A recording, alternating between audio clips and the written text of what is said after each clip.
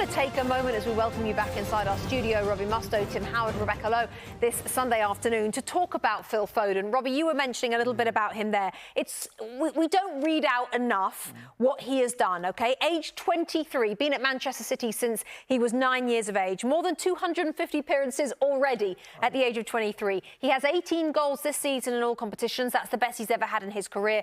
He's won 12 major trophies, 5 Premier Leagues, 4 League Cups, 2 FA Cups and 1 Champions League. And yet this season feels like it's not a breakout, but almost the best we've seen of him yet, despite all of this. You know what, Rebecca? I think what makes him different to me and special is the goal scoring. There's a ton of talented footballers everywhere, but particularly at Man City. You know, your Bernardo Silvas and Doku's and even your De Bruyne's and some of the others. It's hard to know or explain his eye for goal. You know, and Jack Grealish is another one. Really technical, brilliant footballers, but Phil Foden's got an eye for goal. He's a goal scorer. He is a goal scorer. I think Pep realised that really early. And I think a few years ago we wanted him in midfield because he's so technically good, where Pep thought, OK, but I want him closer to the goal. He started on the wide right, he went to wide left, scored goals from both sides. He can play as a number 10, he can play as a false 9. And again, I'll say it again, Haaland, Kevin De Bruyne, Foden. Get it into everybody's kind of mind that he is a superstar player. And we're seeing now kind of flourish and develop into an incredible footballer. Tim, John Stones did an interview this week in which he was asked about Phil Foden, and he said what makes him so special is that technical ability. Apparently, even in training, every single touch is perfect. Yeah. He can do things nobody else can do. He can see things nobody else can see. You agree with Robbie? We now have to start putting him in that bracket of the De Bruynes and the Haalands as a world-class talent. Well, yeah, he is. He is a world-class talent. And what John Stones said there is on display. Every time the ball comes, there's never a missed touch. Doesn't matter if it's a long cross-field ball. Doesn't matter if he's in the box. It's literally Velcroed. The ball is Velcroed to his foot. And, well, I think what we're starting to see with Pep is, I think Pep has his love affair with players, right? And that could be for a 10-game stretch. And he puts them in, then he pulls them out. And you're always wondering, why does he fall in and out of love? He did that initially with Phil. He did.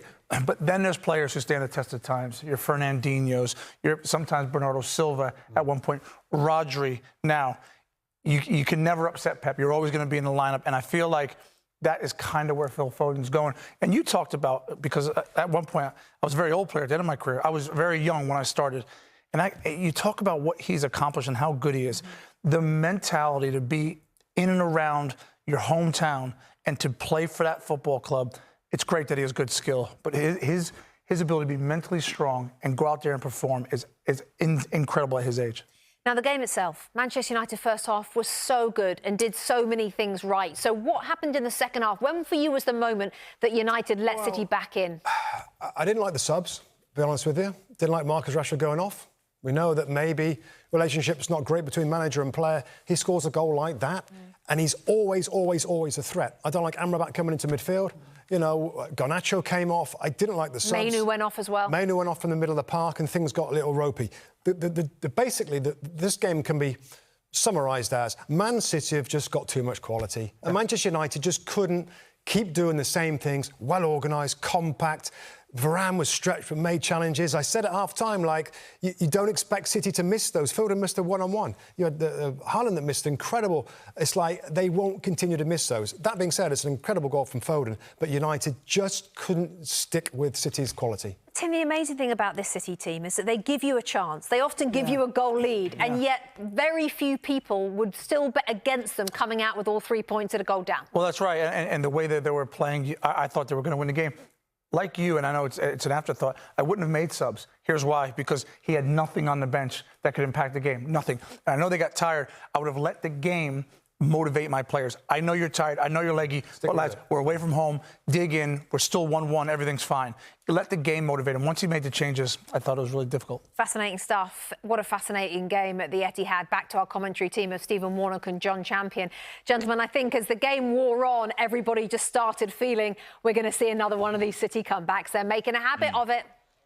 Well, they are, and there is this innate sense of inevitability, really, particularly sitting here amidst the crowd, because they kind of know what's coming next. Yeah, it is, and I've covered Manchester City so many times this season, and you do get that sense of the belief, we spoke about it in commentary, that they know what they need to do. They're patient with the build-up, they find pockets of space, they know when to hurt people.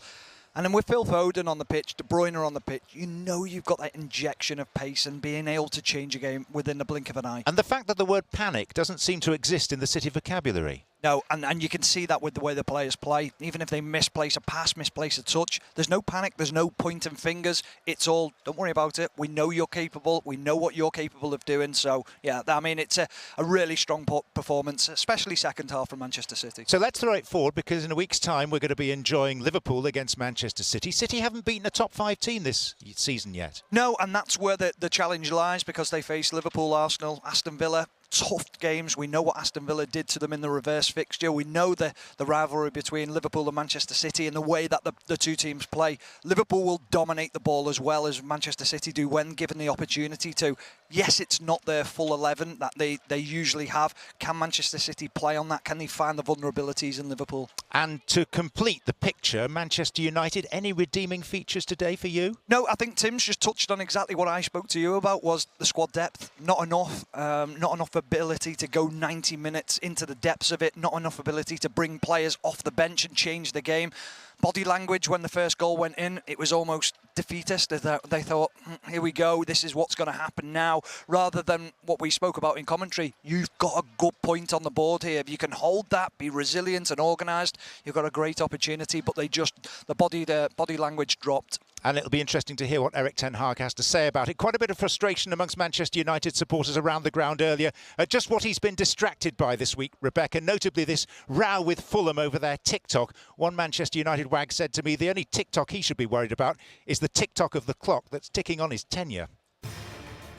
Hi there, I'm Rebecca Lowe, studio host for NBC's coverage of the Premier League. Don't forget to hit subscribe to watch more videos all season long. And for even more Premier League content, from original series to live matches, head over to Peacock. And be sure to tune in for Premier League mornings every weekend on USA Network and on Peacock. We will see you there.